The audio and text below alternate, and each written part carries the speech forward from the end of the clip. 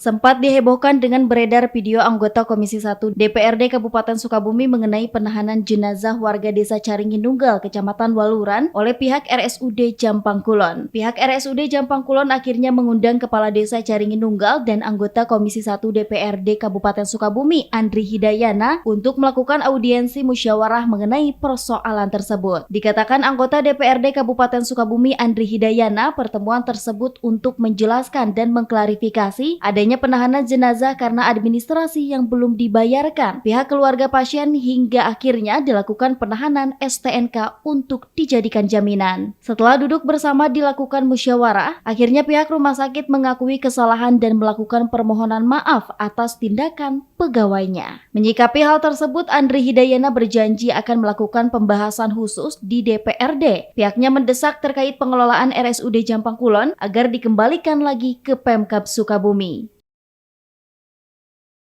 Ya, alhamdulillah hari ini kami ataupun saya dapat memenuhi undangan dari pihak Rumah Sakit Jampang Kulon dalam rangka menindaklanjuti daripada video viral yang mungkin beberapa hari kebelakang ini sempat viral di media sosial, dan alhamdulillah fakta apa yang saya secara pribadi sampaikan di media sosial ataupun di video itu benar apa adanya, tanpa ada rekayasa, dan memang faktanya seperti itu. Akan tetapi itu pun bukan menjadi sebuah kita delik untuk mencari kesalahan, akan tetapi itu untuk membuat sebuah perbaikan ke depan.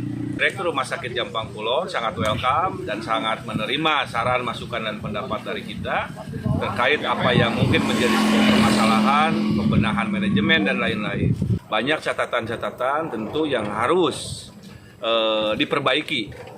Dan tentunya secara pribadi atau secara lembaga DPRD Kabupaten Sukabumi, Rumah Sakit Jampang adalah awalnya milik daripada pemerintah daerah Kabupaten Sukabumi yang diambil alih oleh pemerintah Provinsi Jawa Barat. Akan tetapi manajemen dan tata kelola yang hari ini mungkin kita sama-sama tahu ketika pertemuan tadi, banyak kekurangan-kekurangan termasuk infrastruktur pembenahan di rumah sakit tersebut yang hari ini masih jauh daripada bukan bicara konteks layak.